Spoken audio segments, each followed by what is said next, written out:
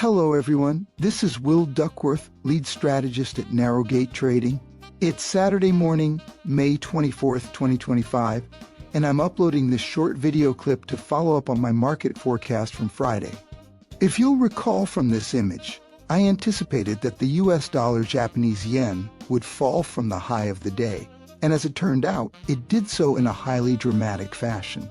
I also stated that I ultimately expected the pair to eventually push higher, but this changed as price continued to sink, inevitably pulling all of my prognosticators into bearish territory.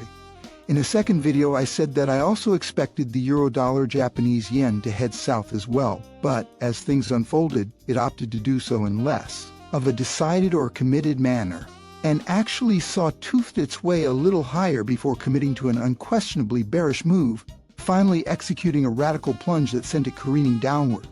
From what I understand, the nosedive it took was primarily due to escalating trade tensions between the US and the EU, hawkish expectations for the Japanese yen, driven by strong inflation data in Japan, and worsening sentiment towards the euro amid anticipated ECB rate cuts.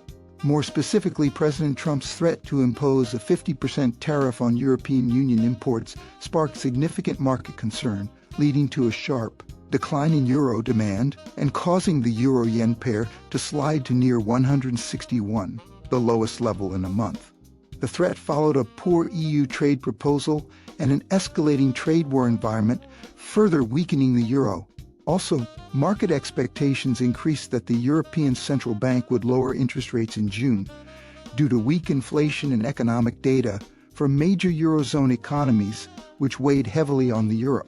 On top of this, soft preliminary inflation data from Germany, France, Italy, and Spain signaled moderate price pressures, reinforcing ECB easing expectations. And then, there was hotter than expected Japanese Consumer Price Index inflation data, which raised confidence that the Bank of Japan would continue raising interest rates, increasing the yen's attractiveness against other currencies, including the euro. The Bank of Japan's gradual unwinding of its ultra-loose monetary policy contrasts with the ECB's easing stance, leading to a stronger yen relative to the euro.